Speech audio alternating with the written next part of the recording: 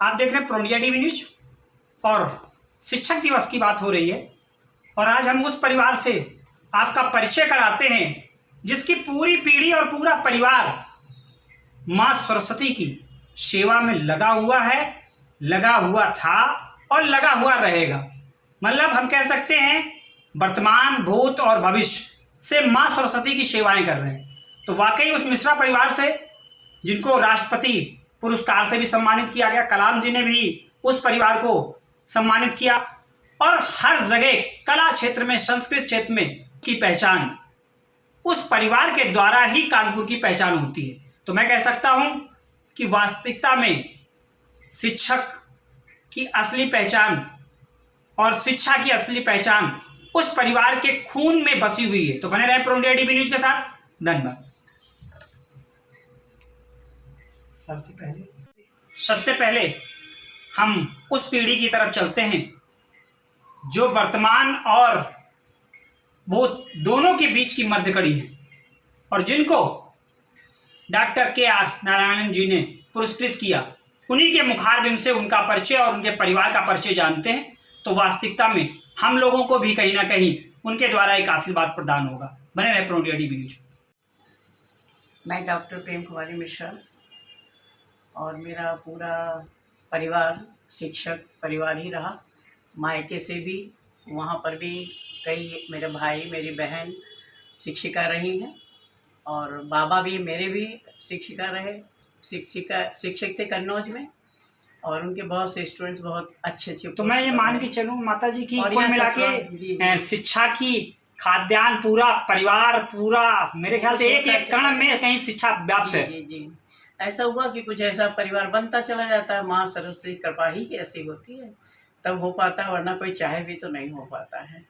तो थोड़ा सा परिचय ससुराल में जब हम आए तो यहाँ पर हमारे जो ससुर थे पंडित लक्ष्मीनारायण मिश्र जी, दिलीप नगर गाँव में, तो वहाँ वो जूनियर हाई स्कूल के हेडमास्टर थे। तो उनको भी सुचेता कृपलानी मुख्यमंत्री थी उस समय, उन्होंने उनको अवार्ड दिया था। तो एक प्रेरणा सी थी कि हम, और वो गणित के बहुत अच्छे टीचर थे और उनमें एक खास बात ये थी कि कोई भी अंक का खटाखट मुंह से पूछ लेना, बता देना, और कोई बच्चा ऐसा नहीं कि जो उनकी बात को समझ ना पाए। जब तक वो समझ नहीं लेता तब तक उसको छोड़ते ही नहीं थे और इतना बाद में प्यार करते थे। और उनके भी स्टूडेंट्स बहुत बड़ी बड़ी पोस्ट पर हैं इस समय। और उसके बाद फिर मेरे हस्बैंड, जहाँ मेरा विवाह हुआ, बहुत अच्छे चित्रकार और BPMG इंटर कॉलेज मंधना में वो कला शिक्षक रहे। और बल्कि ये BPMG का जो आपने देखा होगा मंदिर बना हुआ है, सरस्वती मंदिर, बहुत विशाल मंदिर बना है मंधना में, तो वो भी उन्हीं ने ड्राफ्टिंग करी। उनका अपॉइंटमेंट भी इसीलिए हुआ था कि आप एक ड्राफ्टमैन भी हैं।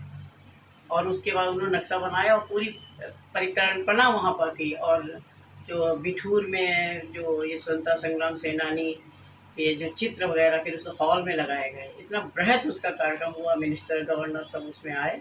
तो इस टाइप से हम भी उसी से जुड़ते चले गए। जो वहाँ का परिवेश तो मेरा साहित्यिक अधिक था और यहाँ पर आकर के कलात्मक भी हो गया। साहित्य, संगीत भी, साहित्य संगीत कला तीनों में ही एक, वो भी बहुत अच्छे थे और मैं भी बाई चांस फिर उसमें एक ऐसा लगा कि आनंद है, आनंद है। और हम दोनों, फिर मेरा अपॉइंटमेंट यहाँ पूर्णा देवी इंटर कॉलेज में, वैसे मैं दिल्ली की थी तो वहाँ से यहाँ आई थी, तो मुझे यहाँ लगता था कानपुर में कला नाम की चीज़ मुझे वो नहीं दिख रही थी, जो कि वहाँ पर दिल्ली में देख करके आई। तो मुझे यहाँ लगता था मुझे बहुत करना है, तो मैंने बहुत किया है यहाँ एज ए टीचर। और मुझे NL के ग्रुप का बहुत धन्यवाद देती हूँ कि उनके यहाँ मेरा अपॉइंटमेंट हुआ पूर्णा देवी कॉलेज में। और जो उनकी पुष्पा खन्ना अध्यक्षा थी, तो उनके मारे हमको इतना प्रोत्साहन मिलता था कि तुम जितना चाहो करो, बल्कि तुम कानपुर में भी ना रहो, तुम यूपी में ही ना रहो, तुम और विदेश तक जाओ, बहुत ही आशीर्वाद देती।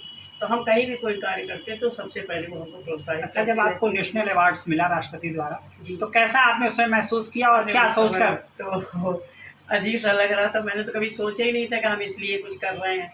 जैसे दंगे हुए तो उसमें जो हिंदू मुस्लिम के बीच जो दंगे हुए, हिंदू मुस्लिम पर हम लोगों ने चित्रकला प्रतियोगिताएँ कराई, मोती झील में कराई और सारे आर्टिस्टों को लाया। फिर वहाँ कुछ कवि लोग भी आ गए, वो अपनी कविताएं करने लगे उन्हीं चित्रों के ऊपर। बड़ा ऐसे बहुत से सामाजिक कार्य हम लोग करते रहे, हिंदू मुस्लिम को जोड़ने के लिए भी। पब्लिक पर कलाकार निकलते रहे, प्रेस फोटोग्राफर्स वगैरह ने, सबने काफ़ी अच्छी कवरेज दी हम लोगों को।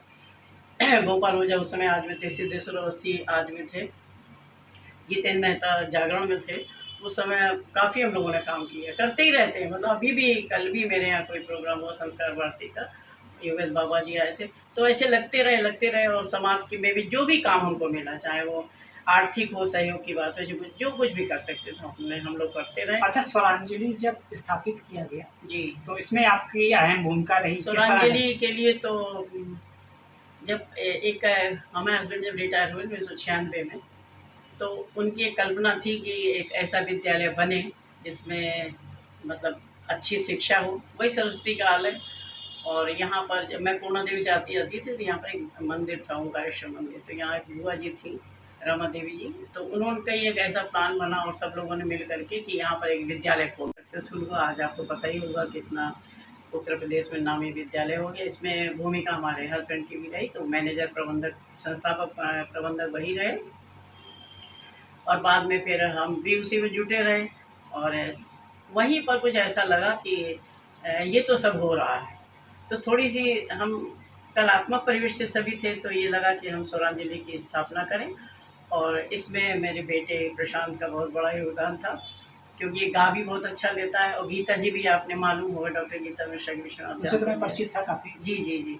तो उसका वो तो संगीत में थी और चित्रकला में भी थी। तो आज तो माता जी मैं ये चाहूँगा कि कुछ स्वर आपके, नहीं, स्वर तो इन्हीं के, ये गायिका एक शब्द तो कुछ सुनना चाहिए कम से कम आशीर्वाद के तौर पे। कविता में कहे तो हाँ, कविता की। हाँ, थोड़ा सा हल्का सा। तुम जो कहते मैं वह करती, तुम जो कहते मैं वह करती, हंसती रहती रोया करती, मैं कब कहती कविता करती, मैं कब कहती रचना करती। मान लो कि संस्कारों का जो पौधा बीज आपने बोया वो बिल्कुल पनप रहा है। हाँ, और दिनों दिन और पनपेगा। अब माँ की कृपा है सब। वाकई इतना बृहत्तम परिवार। और चूंकि अब हम चलते हैं डॉक्टर साहब के पास, जी प्रशांत जी के पास, और वास्तविकता में उनकी जब आपस में ये जो जीवन लीला और स्टार्ट हुई और माँ सरस्वती को समर्पित हुआ, गीत से गायन तक, और उसके बाद अभी भी कहीं ना कहीं उनकी वो स्तुति मिलती है। प्रशांत जी नमस्कार। नमस्कार सर।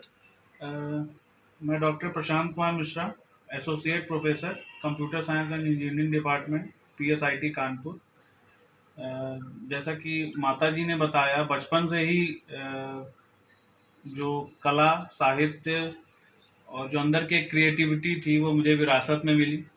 और साथ ही साथ क्योंकि पूरे परिवार में सारे लोग शिक्षक थे, तो कहीं ना कहीं बचपन से ही एक शिक्षक की क्या जिम्मेदारियां होती हैं समाज के प्रति, शिक्षक का सम्मान क्या होता है समाज में, और शिक्षक किस तरह से देश को और समाज को एक दिशा देने का कार्य करता है, वो बचपन से ही मैं अपने माता पिता के द्वारा, जो भी उनके शिष्यों के साथ जो भी वो घर पे आते थे उनसे मार्गदर्शन लेने के लिए, तो वो जिस तरह से मम्मी पापा से इंटरेक्ट करते थे, तो उससे एक एहसास होता था कि इस प्रोफेशन से नोबल प्रोफेशन कुछ नहीं हो सकता, कि जहाँ पर हम किसी निर्जीव वस्तु पर काम ना करते हुए हम सजीव वस्तुओं यानी कि अपने शिष्यों के साथ काम करते हैं, और उनको एक बेजान मिट्टी से, या कह लीजिए, या उनको तपा कर, उस बेजान मिट्टी को तपा कर हम उनको एक सोने के रूप में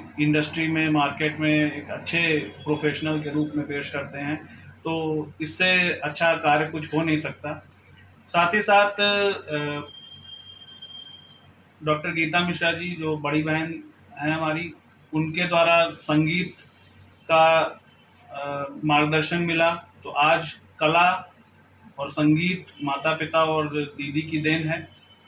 और कहीं ना कहीं मेरी जो शिक्षा हुई है उसमें, क्योंकि मैं इंजीनियरिंग बैकग्राउंड का हूँ, तो जैसा कि माता जी ने बताया, ये दोनों चीज़ बड़ी अपोजिट हैं, कला और इंजीनियरिंग, ये तालमेल कैसे प्रशांत जी आपने बनाया? जैसा कि मम्मी ने ऑलरेडी बताया हुआ है कि जो बाबा जी थे वो गणित के अध्यापक थे, और इंजीनियरिंग का बेस ही गणित होता है।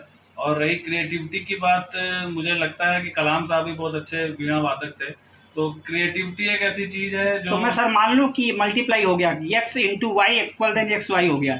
जी हाँ, आप कह सकते हैं। बट एक हमारा जो इंजीनियरिंग प्रोफेशन है, उस प्रोफेशन में भी जो क्रिएटिविटी है, क्योंकि जो इंजीनियर होता है उसका काम होता है हमेशा उसको कम से कम रिसोर्स मिलते हैं, और उसको कम से कम रिसोर्स में मैक्सिमम आउटपुट देना होता है, और वो बिना क्रिएटिविटी के संभव नहीं है। तो कहीं ना कहीं जो मेरी ये क्रिएटिविटी थी वो मेरे शिक्षक बनने के दौरान, शिक्षक में भी और साथ ही साथ जो हमारा इंजीनियरिंग में कैसे हमको अपने स्टूडेंट्स को तैयार करना है कि वो एक इंडस्ट्री के लिए एक काबिल इंजीनियर बन सके, उसने मेरे काफ़ी मदद किया उसने। सर चूँकि आप ये तो इंजीनियरिंग का थोड़ा सा परिचय आपने दिया, अब मैं चाहता हूँ कि कला क्षेत्र चूँकि आपके संस्कार और संस्कृति में बिल्कुल समा गया है, तो मैं वो गीत सुनना चाहता हूँ कि जिस गीत से आपका जीवन का एक प्रकार से हर पल आप एक नई अनुभूति महसूस करते हैं। एक प्रेरणा गीत है जो कि मुझे हमेशा आगे आने वाले लक्ष्यों के लिए तैयार करने में मेरी मदद करता है। जब भी मैं थोड़ा सा लो फील करता हूँ तो मैं उस गीत की मदद लेता हूँ अपने को रिचार्ज करने के लिए। और मेरे ख्याल से वो एक ऐसा गीत है जो कि अगर किसी को भी जो भी मेरे शिष्य हैं वो भी अगर सुनेंगे तो वो उनके लिए गाइडलाइन की तरह है कि आपको हमेशा किसी भी विषम परिस्थिति के लिए तैयार रहना है और आगे बढ़ते जाना है। चुनौतियां आएंगी, आपको हारना नहीं है और चुनौतियों का डट के सामना करना है, सफलता आपके कदम चूमेगी। जब तक मिले न लक्ष्य बटो ही आगे बढ़ते जाओ, खुला हुआ है द्वार प्रगति का निर्भय कदम बढ़ाओ। जब तक मिले न लक्ष्य बटो ही आगे बढ़ते जाओ, भय से रुकना नहीं आंधियां चाहे जितनी आए, रुके नहीं पग पथ पर चाहे टूट पड़े विपदाएं। संकल्पों में शक्ति न हो, सामर्थ्यहीन हो वाणी, नहीं जमाने को बदले जो वह क्या खाक जवानी, वह क्या खाक जवानी। नभ से उड़ो सुदूर, गगन से तोड़ सितारे लाओ, खुला हुआ है द्वार प्रगति का निर्भय कदम बढ़ाओ। जब तक मिले न लक्ष्य बटो ही आगे बढ़ते जाओ, आगे बढ़ते जाओ। प्रशांत जी बहुत बहुत धन्यवाद। धन्यवाद।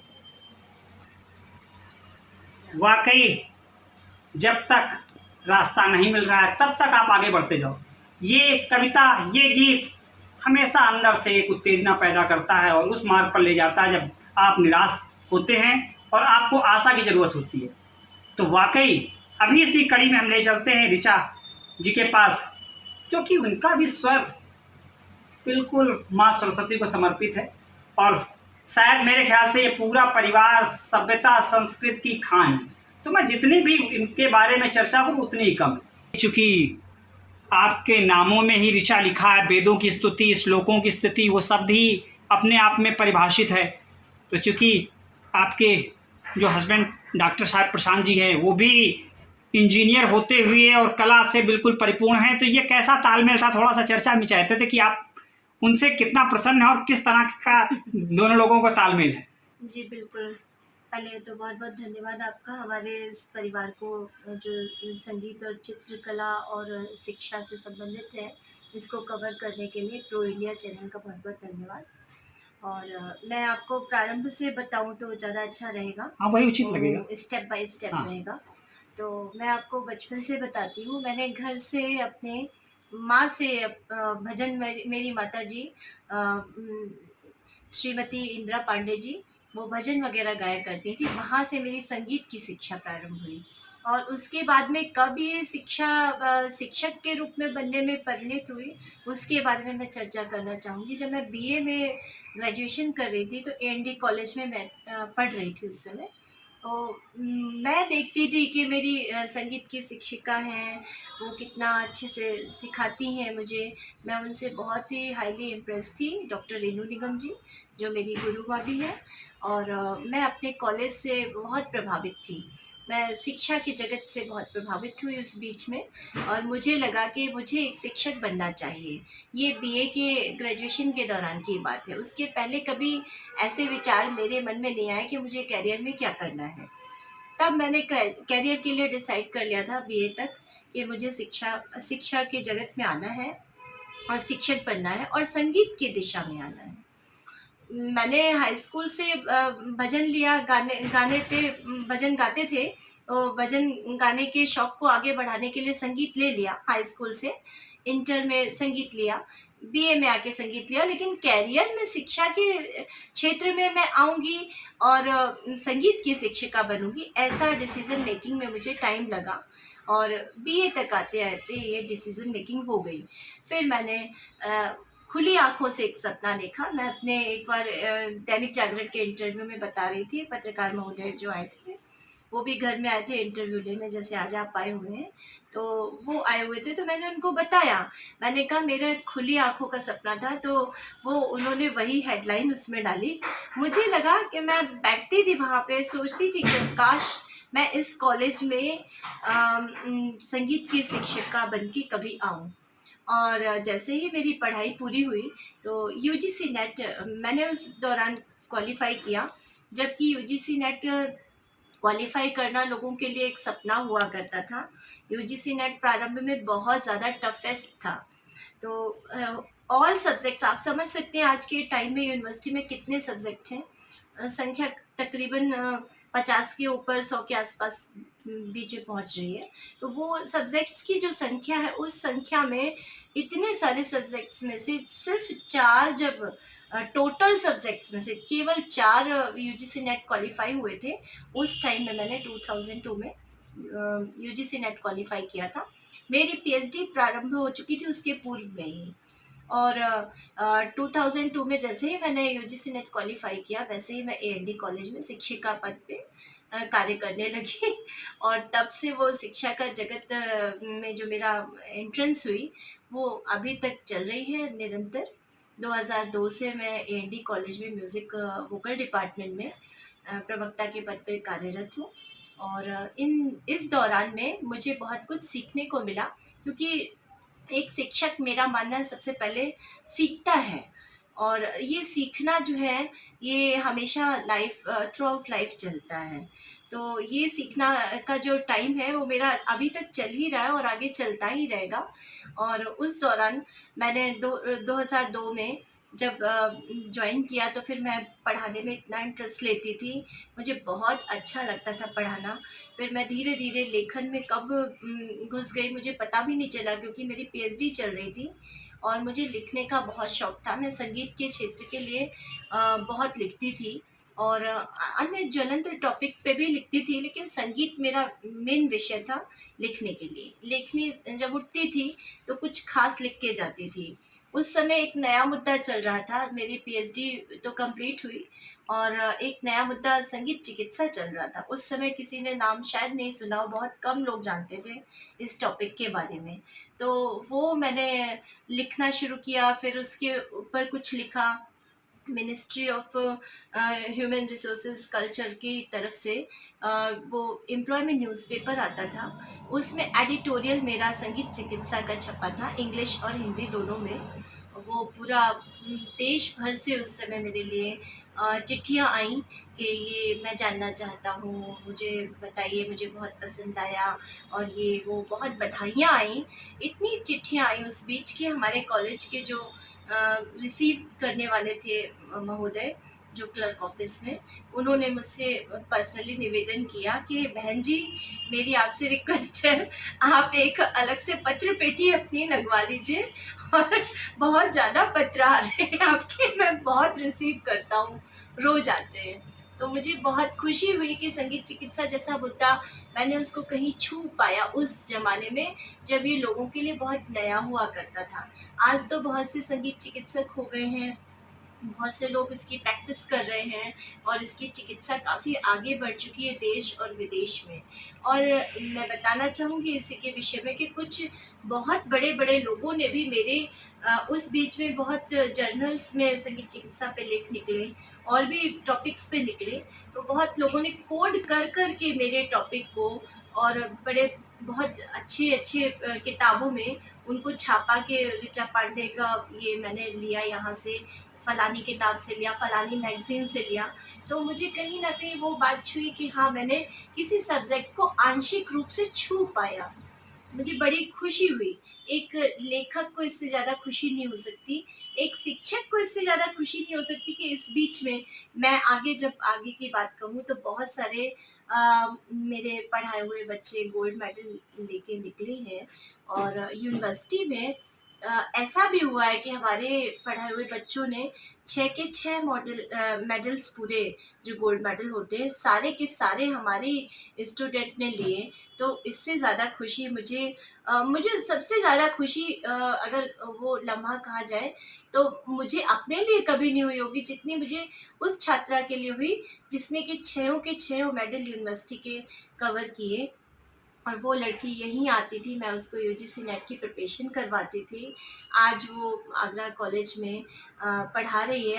आगरा में एक कॉलेज है, वहाँ पे पढ़ा रही है और कमीशन से जॉब उसका हो गया है। और उसी साल उसने यूजीसी नेट निकाला, उसका पीएचडी हुआ। और ऐसे बहुत से बच्चे हैं जो हमारे यहाँ से गोल्ड मेडल, 6-7 बच्चे मेरे टाइम में गोल्ड मेडल लेके मेरे यहाँ से पास आउट हुए। स्वरांजलि को आप किस रूप में इस समय देख रही हैं? स्वरांजलि की चर्चा को, हाँ, अब मैं थोड़ा सा आगे बढ़ती हूँ। मैं 2006-7 में 6 में मैं गीता जी के संपर्क में आई थी। डॉक्टर गीता मिश्रा जी हमारी रिश्ते में तो हमारी दीदी थी। और मुझे कहना अच्छा नहीं लगता वो शब्द ननद, क्योंकि वो मेरी दीदी ज़्यादा थी। ननद तो मैं दूर का थोड़ा समझती हूँ, मेरे पास का ज़्यादा मुझे दीदी लगा। तो वो मेरी दीदी थी, तो मैं उनको दीदी मानती थी। तो उनसे संपर्क मेरा हुआ संगीत के कार्यक्रम के दौरान। पंडित लालमणि मिश्र संगीत समारोह 2006 का मैं देखने गई थी। उसी बीच में उनसे डायरेक्ट टच में हुआ आना। और उसके बाद में प्रशांत जी से मुलाकात हुई। और हुआ यूँ कि हमारी मदर इन लॉ की एक मैगज़ीन, हमारी मदर इन लॉ काव्य में भी है, रश्मि नाम से वो कविताएं लिखती हैं। उनकी कई किताबों की बुक्स जो हैं रिलीज़ हुई हैं। ऐसी ही एक बुक का उस समय मतलब मैं मान लूं कि ये 2 परिवारों का मिलन नहीं था, 2 संस्कारों का मिलन था, कविता युगों का मिलन था, हाँ, मतलब बहुत कुछ शिक्षकों का मिलन था। जी मतलब जी। तो रश्मि नाम से वो लिखती थी कविताएं। और बहुत से मतलब बाहर भी आयोजन होते थे, वहाँ भी देश भर में जाया करती थी। उनकी ऐसी ही एक बुक का उस समय उद्घाटन हो रहा था, तो उसमें मैं पहुंची। उन्होंने इनवाइट किया था मुझे कि आप हमारी कविता को गाइए। मैं ये चाहती हूँ कि आप कविता हमारी गाएं। तो मैं फिर उसको गाने के लिए पहुंची थी। मैं वो कविता भी और सुनना चाहूंगा। उस कविता को आप कवर कर रहे थे। और तो मतलब वो गीत प्रशांत जी को भी कहीं ना कहीं लर्न होगा और आपको भी लर्न होगा। जी तो मेरी इच्छा तो यही है कि वो दोनों गाना इन्हीं के, मतलब ये हमारे लिए गा रही थी। अच्छा, ये आपके लिए गा रही थी। हाँ। तो वाकई लिखा जरूर हाँ। हमारी माता जी ने था, लेकिन वो गीत जो है मैंने दिल से गाया था। तो मैं चाहता हूँ कि वो तब गीत तक हम लोगों की आगे बात भी बढ़ चुकी थी थोड़ी सी। तो उस समय फिर हम लोगों ने आगे विवाह के लिए तय हुआ, मम्मी जी पापा जी सब लोगों की कंसेंट से। तो फिर 2 शिक्षकों के रूप में हम लोगों ने जो आप इंजीनियरिंग के लाइन के हैं लेकिन आप गाते बहुत अच्छा है, आपने गाना सुना अभी इनका। तो हम लोगों ने विवाह के मंच से, अपने एंगेजमेंट के मंच से, दोनों मंच से हम लोगों ने डुएट भी गाए थे। और मैं आपकी मांग पर वो 2 लाइनें सुनाती हूँ जो कि उन्होंने कवर की थी। माता जी की हमारी लिखी हुई हैं वो पंक्तियाँ। और मैंने उसको कंपोज़ किया था, मेरी ही म्यूज़िक कंपोजिशन है और स्वर भी मेरे ही। तो मैं उसको थोड़ा सा सुनाती हूँ। मैं तुम्हारी हो चुकी हूँ, तू हमारा हो न हो। मैं तुम्हारी हो चुकी हूँ, तू हमारा हो न हो। उर्मी जल में मिल चुकी है, उर्मी जल में मिल चुकी है, सर हमारा हो न हो। मैं तुम्हारी हो चुकी हूँ, तू हमारा हो न हो। तो ये पंक्तियाँ जो हैं ये मैंने इनके लिए गाई। प्रशांत जी, इसमें कुछ कहना चाहेंगे? इस पंक्तियों को थोड़ा अभी मैं अधूरा महसूस कर रहा हूँ कि इन पंक्तियों का मतलब बहुत हमारे परिणय बंधन में बहुत योगदान है, आप कह सकते हैं। हाँ, तो मैं वो आपके मुखारबंद से इसकी एक लाइन सुन लूँगा तो मुझे लगेगा परिणय बंधन इन कविताओं में भी कहीं दिख रहा है। मैं वही लाइनें दोहरा देता हूँ। जी सर। मैं तुम्हारा हो चुका हूँ, तू हमारी हो न हो। मैं तुम्हारा हो चुका हूँ, तू हमारी हो न हो। प्रशांत जी, बहुत बहुत धन्यवाद। धन्यवाद बहुत बहुत। तो वो सिलसिला जो आपने पूछा था कि प्रशांत जी से मिलना और ये, तो मुझे ये लगा कि इससे बेस्ट हम लोगों को विधि का विधान है ये। और अपने आप से मैं एक शिक्षक परिवार में आई हूँ, बड़ा गौरवान्वित और हर्षित महसूस करती हूँ कि मुझे इससे अच्छा परिवार शायद नहीं मिल सकता था। भगवान का बहुत धन्यवाद अदा करती हूँ, बहुत शुक्रिया अदा करती हूँ। बहुत बहुत धन्यवाद भगवान का कि मुझे शिक्षा के जगत में ऐसे परिवार के साथ में जोड़ा जो कि ऊंचाइयों को छू रहा है और पुश्तों से कई पीढ़ियों से शिक्षा जगत में समर्पित भाव से और कला जगत में समर्पित भाव से अपनी निस्वार्थ सेवाएं दे रहा है। क्योंकि हम लोगों ने धन को बिल्कुल पीछे कर दिया है और बच्चों को हम लोग निश्चित रूप से जब भी मौका मिलता है अपनी तरफ से अलग से हम लोग प्रमोट करते रहते हैं। उनको उत्साहित करना ज़रूरी है। आप लोगों का बहुत धन्यवाद कि आपने इस परिवार को कवर किया। फिर से धन्यवाद। तन समर्पित, मन समर्पित और ये मेरा संपूर्ण जीवन समर्पित। इस परिवार में ये चीज़ें कूट कूट के भरी हुई हैं, एक एक कण में, एक एक रक्त में कहीं समाई हुई है। तो मैं कह सकता हूँ कहीं ना कहीं मेरे अंदर का भी उदार जगता था। और वही जयशंकर जी की बहुत सारी किताबों को मैं कहीं रचित करके लास्ट में इस परिवार को भी समर्पित करता हूँ। झरना में लहर प्रेम पथिक, आंसू कामायनी का बनकर, जयशंकर की प्रेरणा से निकला वह अजात शत्रु बनकर। चंद्रगुप्त स्कंदगुप्त ने हाहाकार मचाई थी और जन्मय जय के नाग यज्ञ ने तितली पर इरावत भर के उड़ाई थी। तो बने रहे प्रो इंडिया टीवी न्यूज के साथ। धन्यवाद।